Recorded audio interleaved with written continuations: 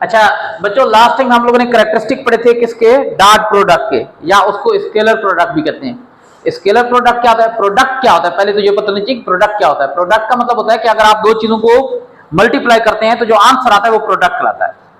बच्चों अगर दो वेक्टर को मल्टीप्लाई करते हैं तो जो प्रोडक्ट यानी जो आंसर आता है दो वेक्टर को मल्टीप्लाई करने का, वो दो किस्म का होता है। कुछ केसेस ऐसे हैं कि एक वेक्टर को दूसरे वेक्टर से मल्टीप्लाई किया, आंसर जो आता है वो एक स्केलर क्वांटिटी आती है। तो बेटा आंसर यानी प्रोडक्ट स्केलर है तो हम कहेंगे स्केलर प्रोडक्ट, यानी वेक्टर को वेक्टर से मल्टीप्लाई करें और जो हासिल होता है वो स्केलर क्वांटिटी हासिल हो तो हम इसे कहते हैं स्केलर प्रोडक्ट। और बेटा उसका फार्मूला होता है A dot B is equal to A B cos theta. A vector और बी वेक्टर के दरमियान डॉट लगाया जाता है और क्या होता है, ए बी कॉस थीटा के इक्वल होता है, यानी ए का मैग्नीट्यूड मल्टीप्लाई बी का मैग्नीट्यूड और उन दोनों के दरमियान जो एंगल होता है उसके कास के मल्टीप्लाई करते हैं उसको। उसके बाद है बेटा कौन सी चीज, वेक्टर प्रोडक्ट। वेक्टर प्रोडक्ट या इसको क्रॉस प्रोडक्ट भी कहते हैं। आपको खुद इसकी अब डिफिनीशन पता चल गई होगी कि दो वेक्टर मल्टीप्लाई होते हैं और मल्टीप्लाई करने के बाद जो आंसर आता है वो भी एक वेक्टर होता है। तो बेटा वेक्टर प्रोडक्ट हम लोग कैसे डिफाइन करेंगे, when two vectors are multiplied in such a way that their product is a vector quantity, then this is known as vector product. या व्हेन a vector is obtained by the multiplication of two vector, then this is known as vector product। और बेटा जिस तरीके से scalar product में जब लिखते थे मैथमेटिकली दो वेक्टर के दरमियान डॉट डालते थे ना, इस तरीके से इसके वेक्टर प्रोडक्ट में दो वेक्टर के दरमियान क्रॉस लगाते हैं, इस वजह से क्या कहते हैं, क्रॉस प्रोडक्ट भी कहते हैं। और ये किसके इक्वल होता है, ए क्रॉस बी किसके इक्वल होगा, ए बी साइन थीटा के इक्वल होगा, ए बी साइन थीटा के इक्वल होगा। चलें जी आप ज़रा इसे लिख लेते हैं। पहले हम इसकी डिफिनीशन लिखेंगे। क्या है इसकी definition,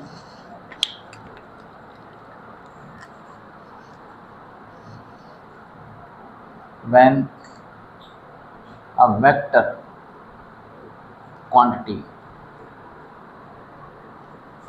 is obtained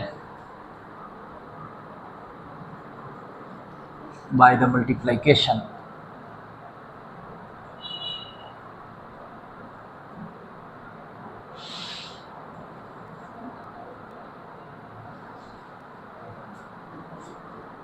two vectors,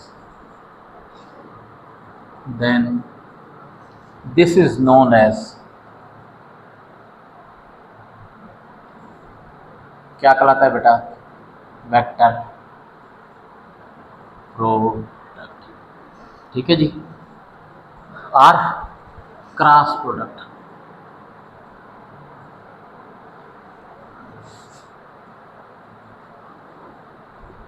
अच्छा अब बच्चों यहां लिखेंगे नोट, क्या लिखेंगे, mathematically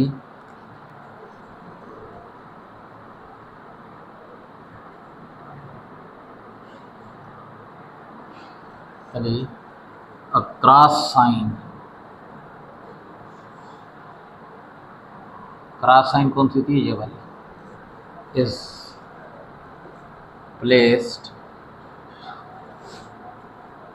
between two vectors in vector product।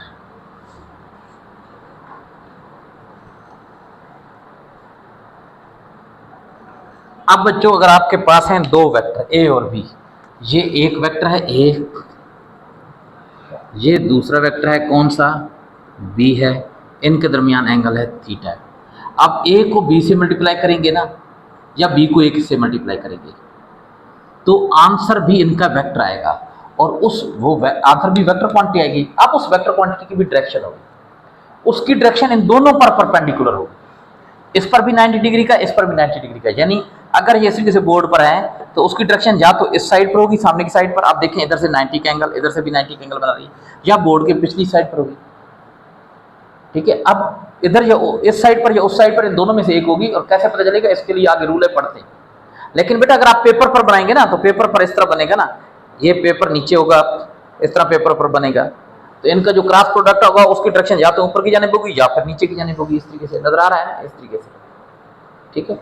तो आप जरा देखते हैं जी, इसको हम लोग इस तरीके से बना देते हैं, ये इनका क्रॉस प्रोडक्ट आ रहा है, ठीक है, A cross B, A cross B आ रहा है। तो अब देखते हैं जनाब कि मैथमेटिकली इसको हम लोग लिखते हैं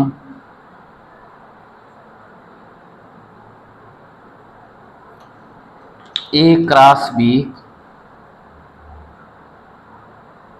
किसके इक्वल होगा, ए B sine theta.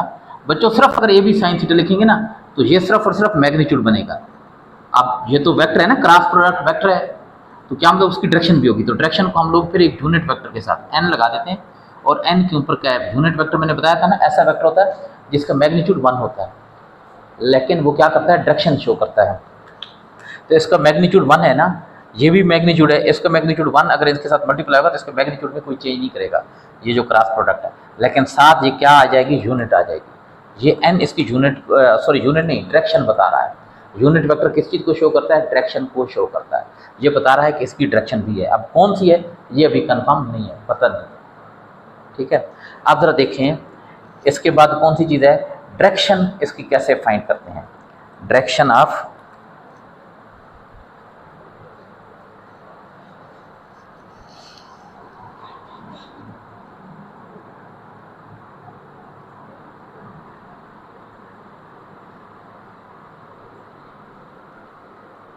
Bye right hand rule, दाएं हाथ का रूल।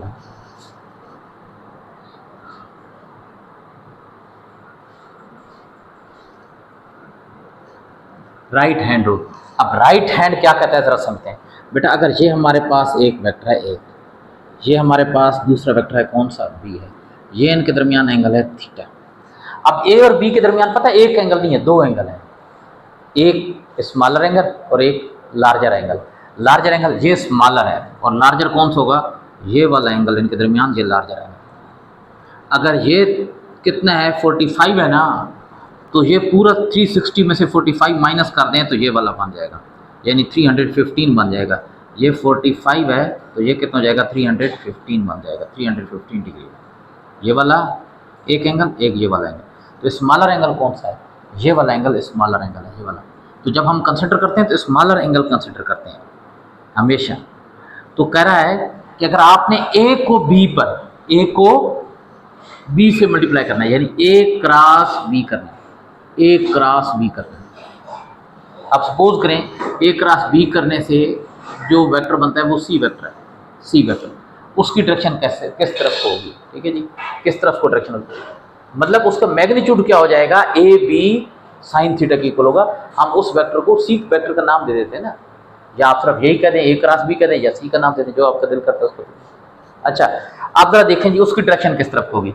अब पहले ए है ना, तो ए से बी की तरफ जो स्मॉल एंगल है ना, ए से बी की तरफ ये स्मॉल एंगल है, ए से बी की तरफ। तो अब हम लोग राइट हैंड की उंगलियों को कर्व देते हैं इस तरीके से, राइट हैंड की उंगलियों को, ये राइट हैंड है, राइट हैंड की उंगलियों को कर्व किया, और बेटा एंगल ये जो थंब है ना इसको सीधा कर देते हैं आगे राइट एंगल पर, यानी यहाँ से राइट एंगल का एंगल होता है थंब का, और उंगलियां इस तरीके से कर्व होंगी। अब बच्चों उंगलियों को इस एंगल के ऊपर इस तरह रखना है कि ये उंगलियां एंगल की डायरेक्शन को शो करें, from first vector to second vector, first vector second vector इस तरफ को। तो थंब किस तरफ को आ रहा है, बाहर की जानिब। तो ये थंब जो है ना इस तरफ को, बाहर की जानिब, ये जो इन दोनों को मल्टीप्लाई करने से जो वेक्टर आएगा ना उसकी डायरेक्शन को शो कर रहा है। क्या मतलब डायरेक्शन किस तरफ होगी, अपवर्ड डायरेक्शन होगी। तो मैं इस तरफ इसको लिख रहा हूँ आउटवर्ड, ये वाला से आउटवर्ड डायरेक्शन। बच्चों अगर यही हो जाए B cross C, B cross C, B cross A, sorry B cross A आ जाए तो पता है डायरेक्शन किधर होगी। अब हम उंगलियों को इस तरह नहीं करेंगे, अब इस तरह करेंगे, क्योंकि अब एंगल बी से ए की तरफ लेना है, यानी इधर नहीं इस साइड पर लेना है, इस साइड पर लेना है। तो अब उंगलियों को इधर इस तरफ वो कर्व करेंगे, इस तरफ, ताकि उंगलियों की टिप इस पर हो, इस तरीके से जिधर एंगल की हमने वो बनाई है, डायरेक्शन बनाई है। अब देखें थंब पीछे की जानिब चला गया है, तो क्या मतलब है, जो इन दोनों को बी क्रॉस ए करने से जो वेक्टर आएगा उसकी डायरेक्शन पीछे की जानिब होगी, पीछे की जानिब। अब पीछे की जानिब हम नहीं बना सकते, तो मैं इधर नीचे की जानिब बना दूँगा। ये नीचे नहीं है, ये असल में किस तरफ का, बैकवर्ड, ठीक है। तो आप ज़रा देखें, ये समझ में आ गया, ये बात समझ में आई है कि नहीं आई है, कि राइट हैंड रूल कैसे इस्तेमाल करना है। अगर नहीं आई बेटा, अगर मेरे सामने बैठा तो फिर मैं राइट हैंड रूल आपको समझा देता, बड़े आसानी से राइट हैंड रूल में समझा देता हूँ बच्चों को। राइट हैंड रूल मैं दोबारा रिपीट कर रहा हूँ। हाँ अच्छा, पहले ए क्रॉस बी करें ना। हाँ भाई देखो बच्चों,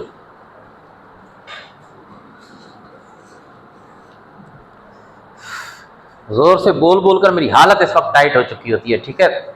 हाँ बच्चों देखें, यह है कौन सा ए वेक्टर, ये कौन सा वेक्टर हो गया बी वेक्टर। अब इनके दरमियान एंगल है ये वाला थीटा। हमने फाइंड करना है A cross B, A cross B. तो ए से बी की तरफ ये एंगल, ए से बी, ए क्रॉस बी है ना, तो ए से बी की तरफ, क्या मतलब ये एंगल की डायरेक्शन हम बना देंगे। अब बच्चों राइट हैंड को इस तरीके से कर्व करना है, राइट हैंड की उंगलियों को ये सीधा ना, उंगलियों को इस तरह कर्व कर लेना, ठीक है। पुक्की मुट्ठी बंद करने से भी ये फिर कंफ्यूजन हो जाएगी, इस तरीके से कर्व कर लें। और ये जो थंब है इसको बिल्कुल सीधे स्ट्रेट, यानी इससे 90 डिग्री के एंगल पर रखें। अब उंगलियां कर्व हो गई। अब इन उंगलियों को इसके ऊपर रखना है, किसके ऊपर, एंगल के ऊपर, इस तरीके से कि उंगलियां इनिशियल पहले वेक्टर से दूसरे वेक्टर की तरफ आए, एंगल के ऊपर पहले वेक्टर से दूसरे वेक्टर की तरफ आए।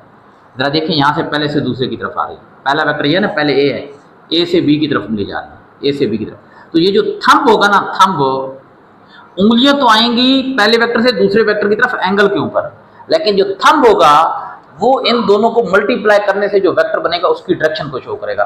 तो थंब इस फॉरवर्ड की तरफ है, तो जो वेक्टर बनेगा उसकी डायरेक्शन फॉरवर्ड की जानिब होगी, बाहर की जानिब होगी। अब बाहर की जानिब मैं डायरेक्शन बना नहीं सकता हूं ना, तो फिर मैं इधर बना दूंगा इसकी डायरेक्शन ऊपर की जानिब, ये आउटवर्ड होगी, बाहर की जानिब होगी। पेपर पर अगर आप बनाएंगे ना तो ये दो वेक्टर हो जाएंगे ना, ये दो वेक्टर हैं, ये ए है और ये बी है। तो ए से बी की तरफ ये एंगल होगा, मैं इस तरीके से कर्व करूंगा ना, इस तरीके से, और इस तरह रखूंगा, ए से बी की तरफ चला जाएगा। तो देखें थंब ऊपर की जानिब है, तो जो इनका वेक्टर प्रोडक्ट आएगा उसकी डायरेक्शन ऊपर की जानिब होगी।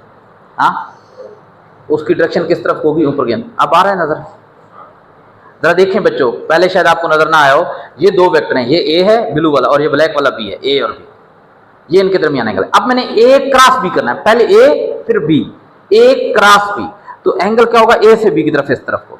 अब बच्चों जरा देखें, मैं इस तरीके से, ये हाथ है ना, इसकी उंगली को मैंने कर्व किया।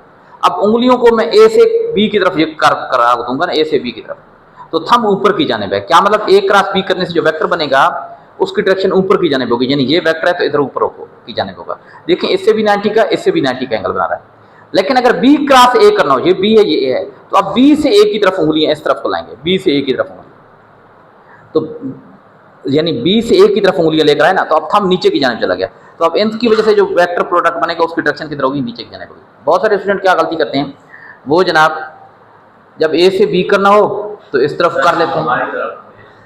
हाँ, तो मैं इन्हीं की तरफ बढ़ाऊँ ना, और क्या है, नजर नहीं आ रहा शायद।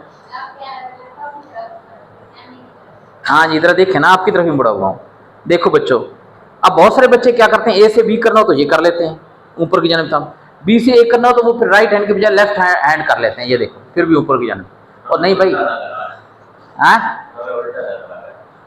उल्टा नजर आ रहा है, तो ऐसा करो थोड़ी देर के लिए उल्टे हो जाओ, ऊपर ना पंखे से या किसी चीज के साथ टांगे बांध कर ना उल्टे लटक जाओ, फिर सीधे नजर आना शुरू हो जाएगा।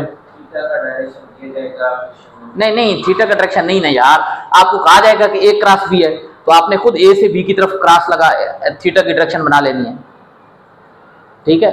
थीटा की डायरेक्शन नहीं होती वैसे, ये थीटा खुद डायरेक्शन होता है, वैसे ये आप जो लाइन बनाएंगे उसको उसकी तरफ एरो लगा देना। अगर बी क्रॉस ए करता है तो बी से ए की तरफ लगा देना, सही है। अच्छा, अब बच्चों अगर यही बन जाए ना, ये जरा देखें, यह है आपके पास कौन सी चीज, ए है, ये आपके पास कौन सी चीज है, बी है, ये एंगल है। अब आपने करना है B cross A, B cross A करना है, तो जो वेक्टर बनेगा जरा देखो, बी क्रॉस ए, पहले बी है तो बी से ए की तरफ ये एरो बनेगा, बी से ए की तरफ। अब जरा देखें राइट हैंड, ये राइट हैंड की उंगलियों को इसके ऊपर लगाना है, तो थंब पीछे की जानिब चला जाएगा, बोर्ड की ना बैक साइड, दीवार वाली साइड पर चला जाएगा। तो अब दीवार वाली साइड पर तो मैं यहाँ पर वेक्टर नहीं बना सकता हूँ, वेक्टर की डायरेक्शन होगी तो मैं नीचे की जानिब बना देता हूँ, यहाँ नीचे की जानिब बना देता हूँ। नीचे की।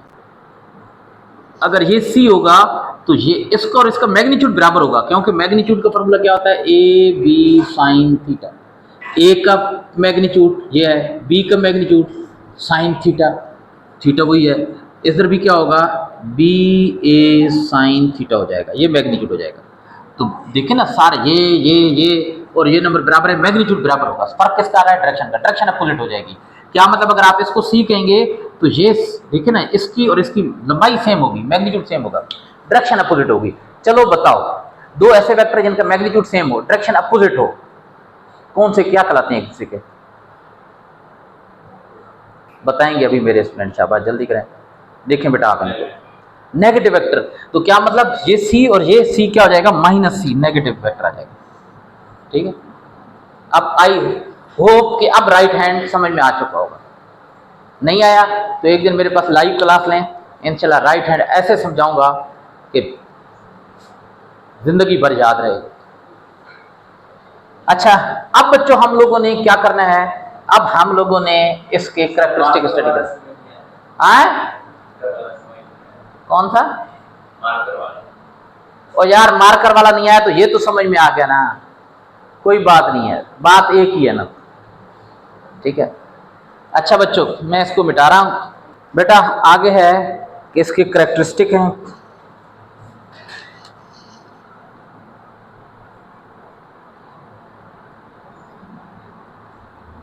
कह रहा है कि ये जो है ना वो, हाँ बच्चों, ये कम्यूटेटिव लॉ को फॉलो नहीं करता। कम्यूटेटिव लॉ क्या था, कल हम लोगों ने पढ़ा था, डॉट प्रोडक्ट फॉलो करता है, यानी A dot B equal to B dot A, लेकिन ये फॉलो नहीं करता, बल्कि ये कह रहा है कि ये एंटी कम्यूटेटिव लॉ को फॉलो करता है। एंटी क्या मतलब है, जिसमें डायरेक्शन क्या हो जाती है, अपोजिट हो जाती है। आई थिंक कि आपकी बुक में एंटी का लफ्ज़ ही इस्तेमाल किया गया है।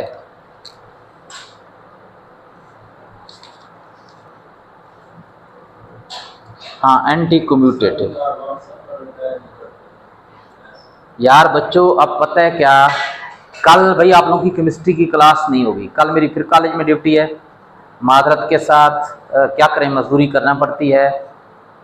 और बच्चों कल इंशाल्लाह मैं कॉलेज में बैठा हूँगा ना, तो वहाँ पर काम नहीं है, तो मैंने एक तो आपके नोट्स बनाने हैं, और दूसरा सबसे पहला काम ये करूँगा कि मैं सबसे पहले आपके ये रिप्लाई करूँगा व्हाट्सएप के, और फिर इंशाल्लाह आप लोगों के नोट्स बनाऊँगा। इंशाल्लाह कल आप लोगों के फिजिक्स और केमिस्ट्री के नोट्स बनाऊँगा।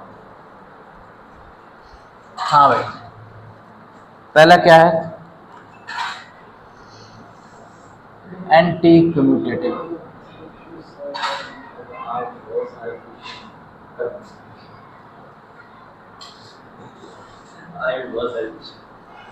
हाँ, तुम लोग भी पूरी की पूरी किताब की तस्वीरें खींचकर मुझे कह देते हो कि सर ये लाइन समझा दें, ये लाइन समझा दें हैं। चलें, कोई बात नहीं है बच्चों। एंटी कम्यूटेटिव क्या मतलब है, it does not follow the commutative law but it follow the anti commutative law. क्या मतलब है, A cross B, A cross B is B cross A. क्या करें,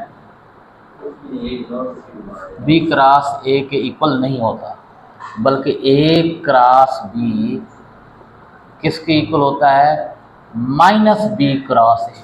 बताओ ये माइनस का क्या मतलब है, यहाँ पर माइनस का क्या मतलब है, यानी ए क्रॉस बी और बी क्रॉस ए का मैग्नीट्यूड बराबर होगा। माइनस का मतलब यह है कि डायरेक्शन जो इनके प्रोडक्ट की आएगी वो क्या होगी, अपोजिट होगी, डायरेक्शन अपोजिट होगी। ठीक है जी। अच्छा, अब इसी के साथ उसने कुछ और बातें भी जोड़ दी हैं, मेरे ख्याल में साथ यूनिट वेक्टर का भी उसने जोड़ दिया होगा।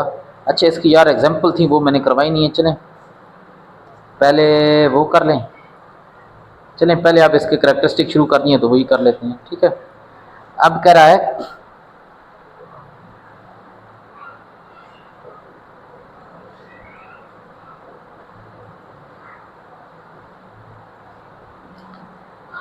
है कि अगर दो वेक्टर हो ना, अच्छा अब इसी तरीके से कह रहा है कि अगर ए क्रॉस बी की डायरेक्शन जो है ना एन होगी, n, if n is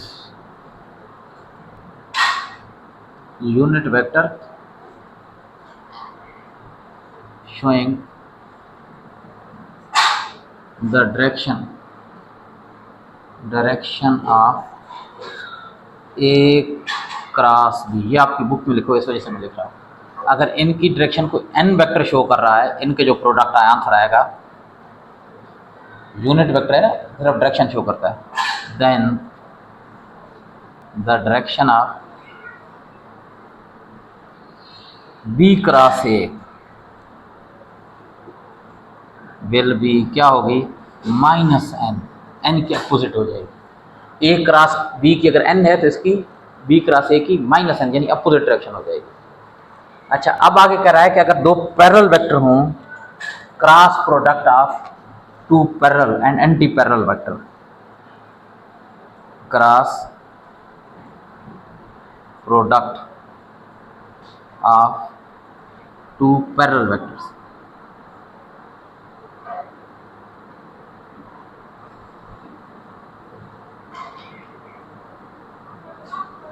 parallel vector कौन से होते हैं पता है?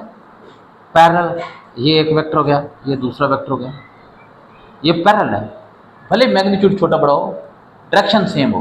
डायरेक्शन सेम होगी तो एंगल कितना होगा, थीटा कितना हो जाता है, 0 पे, थीटा 0 पे। और आपको पता है साइन 0 किसके इक्वल होता है, 0 का। साइन 91 होता है और साइन 0 कितना होता है, 0 होता है।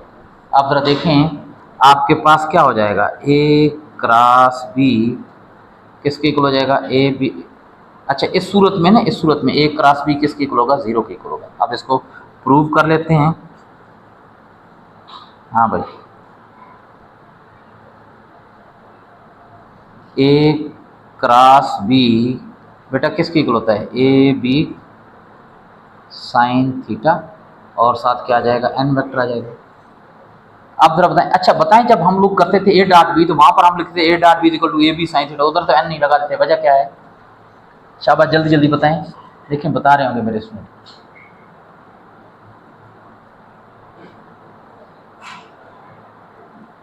भाई A क्रॉस B है ना, मल्टीप्लाई करने से ये आंसर आ रहा है, ये आंसर आ रहा है। तो ये आंसर क्या है, एक वेक्टर है, इसलिए इस आंसर को हम कहते हैं वेक्टर प्रोडक्ट।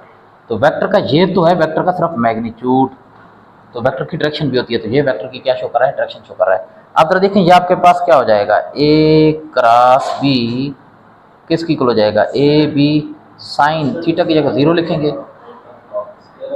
हाँ हाँ, उसमें आंसर स्केलर होता है, ठीक है। अब बच्चों साइन 0 0 हो जाएगा, 0 इससे मल्टीप्लाई होगा, 0 इससे भी मल्टीप्लाई होगा, क्या हो जाएगा, 0 हो जाएगा। तो ज़रा देखें आपके पास, ये आप लिखेंगे A क्रॉस B किसकी इक्वल हो जाएगा, ए बी और साथ 0 आ जाएगा, और n। बच्चों ये आपके पास क्या हो जाएगा, A क्रॉस B कितना हो जाएगा, 0 आ जाएगा।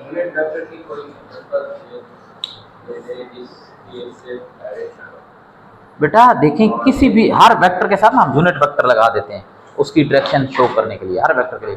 जैसे जो है ना वो एक्स वाई और जी में कल हम लोगों ने पढ़ा था, एक्स वाई और जी में कल हम लोगों ने पढ़े थे। बताओ कौन कौन से यूनिट वेक्टर थे जो एक्स डायरेक्शन को शो करते, कौन सा था जो वाई को, और कौन सा था जो जेड को डायरेक्शन को शो कर रहा था, आई जे के।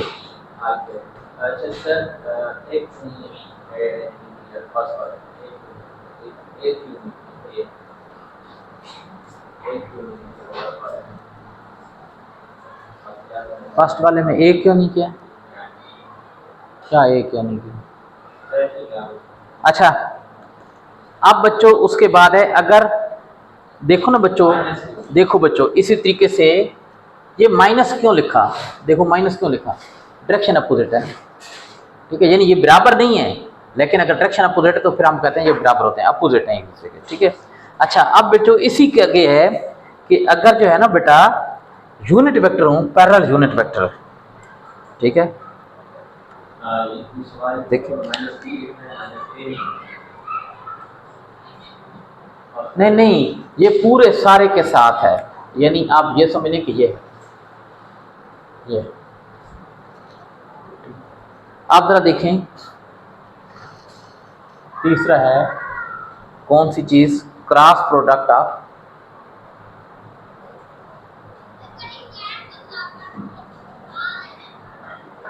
टू सिमिलर यूनिट वेक्टर है 0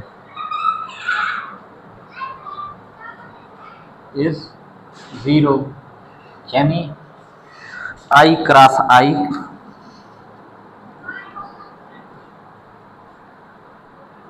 is equal to J cross J is equal to K cross K is equal to 0। 0 answer आएगा। क्यों? वजह बताओ। I क्या मतलब x डायरेक्शन में है, दूसरे I की भी डायरेक्शन x है, दोनों x डायरेक्शन में तो पैरेलल हो गए ना, सेम। तो फिर क्या होगा मुझे बताओ, जब सेम है तो एंगल कितना आएगा, थीटा कितना आएगा, 0 डिग्री का, और साइन 0 क्या हो जाएगा, 0। तो वो इन सब के क्या कर देगा, 0 कर देगा, यानी यही बात लगेगी ना, यही फार्मूला लग जाएगा। चलें एक दफ़ा यहाँ पर मैं आपको प्रूफ भी करवा देता हूँ, एक आध बाकी आप खुद कर लेंगे, ठीक है जी।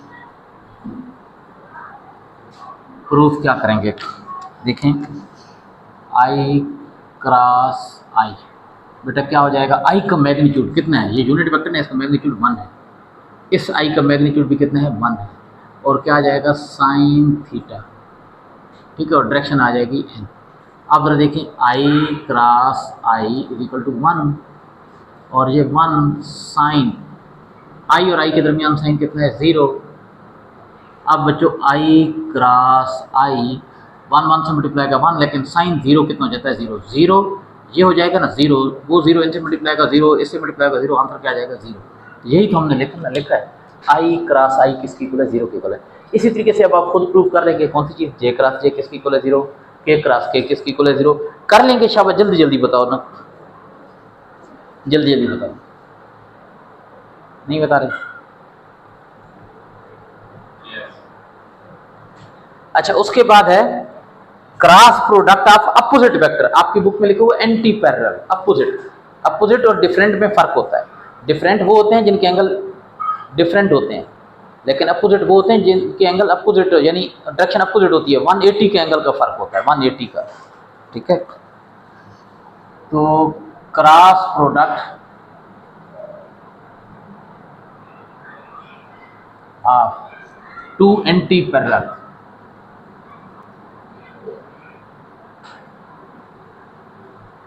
एंटी पैरेलल क्या मतलब है, अपोजिट वेक्टर इज 0, क्या होगा, 0 होगा। यानी अगर आपके पास ये एक वेक्टर है A और इस तरफ को दूसरा वेक्टर है B, तो इनका क्रॉस 0 होगा। थीटा कितना होगा, 180 डिग्री, और आपको पता होना चाहिए कि साइन 180 भी किसके इक्वल होता है, 0 के इक्वल होता है। तो आप क्या लिखेंगे ज़रा देखें, in this case A cross B किसकी इक्वल होगा, 0। अब इसको प्रूफ कर लेते हैं। देखें बच्चों, A क्रॉस B किसकी इक्वल होगा, AB 9 मिनट ना, हाँ ठीक है, इंशाल्लाह कर लेंगे। AB साइन थीटा, और साथ डायरेक्शन शो करने के लिए यूनिट वेक्टर क्या आ जाएगा, A क्रॉस B बेटा क्या हो जाएगा, AB साइन थीटा की जगह क्या लिख देंगे, 180 डिग्री। बच्चों A क्रॉस B किसकी इक्वल हो जाएगा, AB साइन 180 कितना होता है, 0। अब बच्चों ये 0 जब इनसे मल्टीप्लाई होगा तो क्या आ जाएगा, 0। A क्रॉस B किसकी इक्वल हो जाएगा, 0। और यही हम लोगों ने प्रूव करना था, प्रूव कर लिया है, ठीक है। अच्छा, अब बच्चों अगर दो ऐसे वेक्टर हों जिनके दरमियान 90 डिग्री का एंगल हो, तो उनके क्रॉस प्रोडक्ट की वैल्यू मैक्सिमम होगी, और बच्चों उन दोनों के मैग्नीट्यूड के प्रोडक्ट के इक्वल होगी, जस्ट, यानी थीटा का रोल वहाँ पर ख़त्म हो जाएगा। क्योंकि जब परपेंडिकुलर होंगी ना, थीटा कितना होगा, 90 डिग्री का, और 90 डिग्री का जब थीटा होता है तो फिर साइन 91 की इक्वल हो जाता है, साइन 91 की इक्वल हो जाता है। अच्छा, इधर वाली साइड मिटा देते हैं, ठीक है। अगर लेना है स्क्रीनशॉट तो जल्दी करें, ले लें। ये कौन सा पॉइंट बनेगा, चलो 5 बना लें। क्रॉस प्रोडक्ट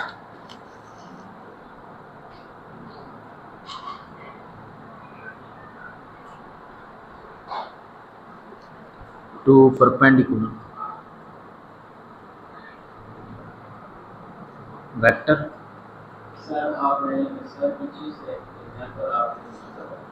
हाँ यार, मैंने कहा कि एग्जाम्पल रह गई है, वो करवा लेते हैं। आप करेक्टरिस्टिक स्टार्ट कर दिए थे ना, तो ये कर लें, उसके बाद एग्जाम्पल कर लेते हैं इसके, ठीक है।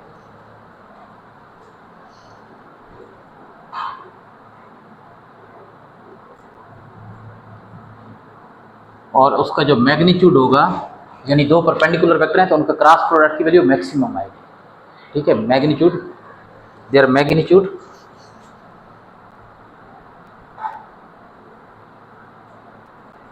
will be equal to the product of their magnitudes.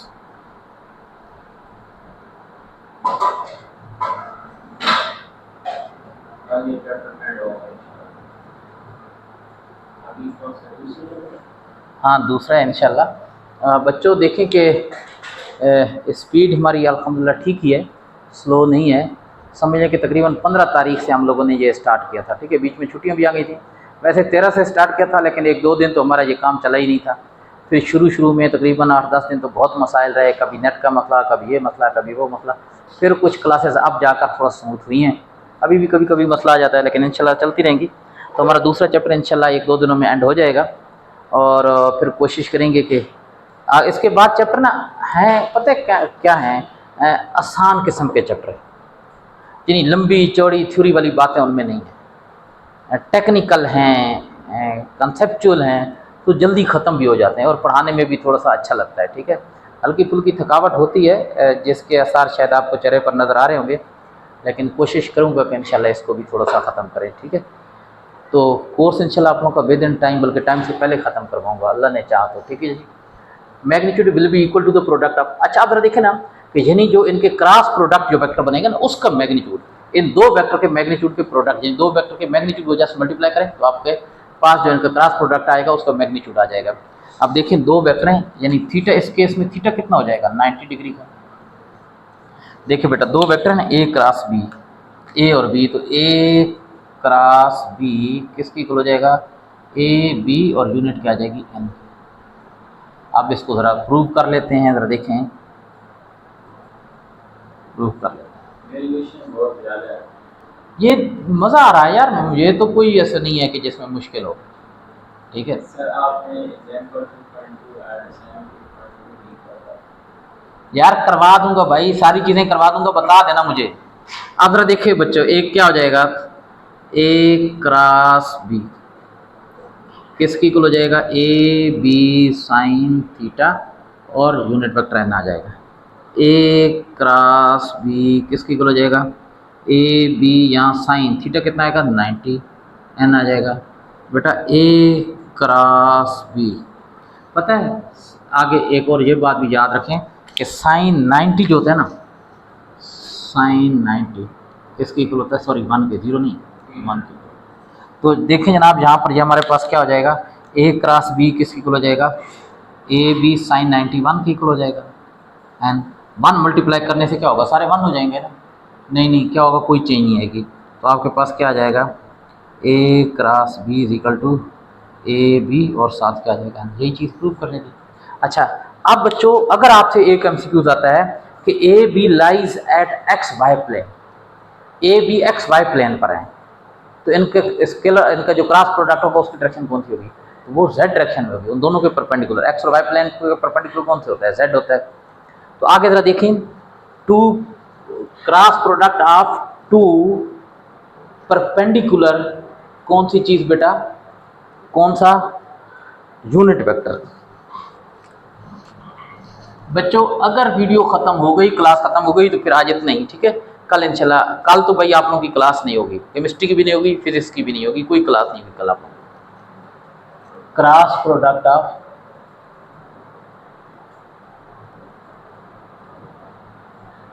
To, कौन सी चीज़,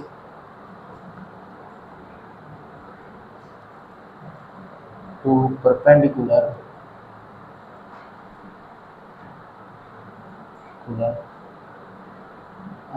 यूनिट वेक्टर, ठीक है। अब बच्चों देखो ना, ये है आपके पास एक्स डायरेक्शन, ठीक है, एक्स, ये कौन सी है, y है, और z ऊपर की जानिब, इन दोनों पर परपेंडिकुलर है, लेकिन हम यहाँ पर लिख देंगे ये z है। ठीक है। अच्छा, अब बच्चों ज़रा देखें कि x और y के दरमियान j एंगल है। x, अच्छा ये इधर कौन सा होगा i, इधर डायरेक्शन शो करने के लिए यूनिट वेक्टर j, इधर कौन सा हो जाएगा k हो जाएगा। ठीक है।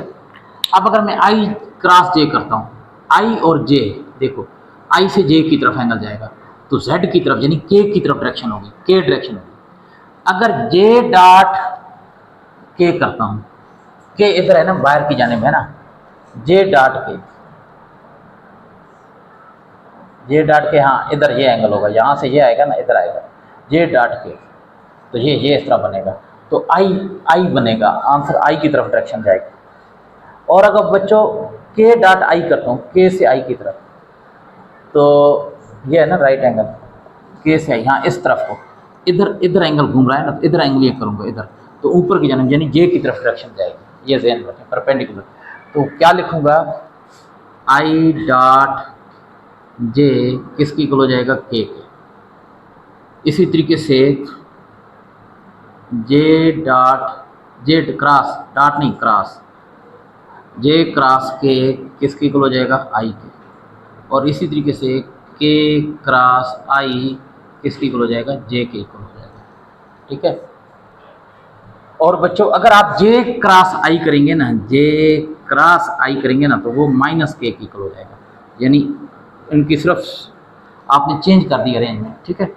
और ज़रा देखें, अगर आप कर देंगे कौन सी चीज़, k क्रॉस j कर देंगे ना, बताओ वो किसकी इक्वल हो जाएगा, शाबाश जल्दी जल्दी बताओ बेटा, टाइम कितना रहता है, टाइम का ख्याल रखो, वो हो जाएगा माइनस i के। और बच्चों अगर आप i क्रॉस k कर देते हैं तो किसकी इक्वल हो जाएगा, माइनस j की इक्वल।